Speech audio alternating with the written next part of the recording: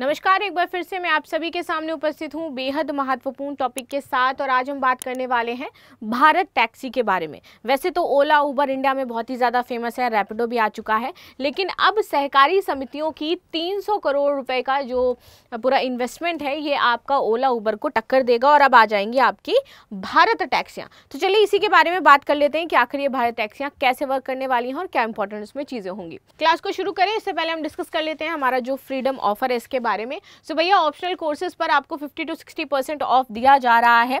आप ज्योग्राफी भी ज्वाइन कर सकते हैं और साथ ही साथ आप अगर चाहें तो हिस्ट्री ऑप्शनल भी ले सकते हैं। यहाँ पर फीस में आपको भारी छूट मिल रही है। ज्योग्राफी मात्र 25,000 में और जो हिस्ट्री आपका मात्र 17,000 में आप ज्वाइन कर पाओगे कोर्स। आगे आ जाते हैं हमारी न्यूज़ पर। तो हाल ही में 8 प्रमुख सहकारी समितियों ने मिलकर के 300 करोड़ रुपए की पूंजी के साथ भारत टैक्सी लॉन्च करने की घोषणा करी है।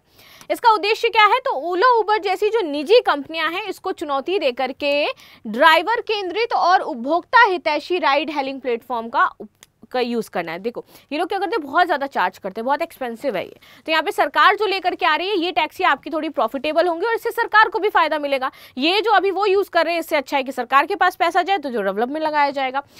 ये पहल सरकारी ढांचे के माध्यम से शहरी और ग्रामीण परिवहन क्षेत्रों में एक तरीके का क्रांति लेकर के आ सकता है।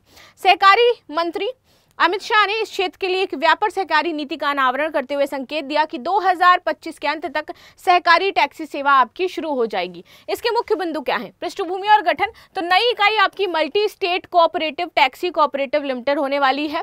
पंजीकरण तिथि 6 जून 2025 को आपकी पंजीकृत हो जाएगी। समर्थक संस्थान इसमें 8 प्रमुख सहकारी समितियां जैसे राष्ट्रीय सहकारी विकास निगम, भारतीय कृषक उर्वरक सहकारी लिमिटेड, गुजरात सहकारी दुग्ध विपणन संघ, कृषक भारती कोऑपरेटिव लिमिटेड, राष्ट्रीय कृषि ग्रामीण विकास बैंक, राष्ट्रीय डेयरी विकास बोर्ड, राष्ट्रीय सहकारी निर्यात लिमिटेड और अन्य क्षेत्रीय सहकारी बैंक।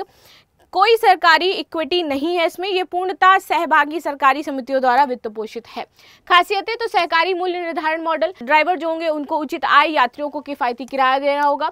कोई भारी कमीशन नहीं है, निजी ऐप्स की तरह बिचौलियों की लागत इसमें नहीं बढ़ेगी। पारदर्शिता और सामुदायिक स्वामित्व होगा, लाभ का सीधा फायदा यहाँ पर होगा। शहरी ग्रामीण कवरेज और केवल मेट्रो शहरों तक ही सीमित नहीं होगी। मौजूदा स्थिति तो प्रारंभिक 200 ड्राइवर दिल्ली, गुजरात, उत्तर प्रदेश और महाराष्ट्र से जुड़े हैं।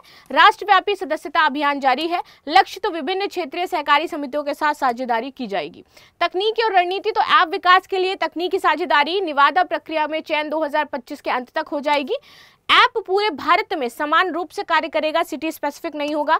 रणनीति और विस्तार योजना तो IIM बेंगलुरु के साथ इसकी साझेदारी हो रही है और तकनीकी पारदर्शिता इसमें नियुक्त होगी।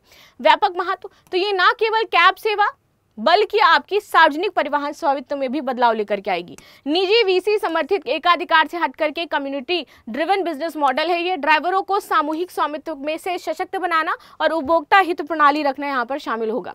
भारत टैक्सी किस प्रकार का राइड हेलिंग प्लेटफॉर्म है? निजी स्वामित्व वाला, सहकारी उपक्रम या फिर फ्रेंचाइजी आधारित?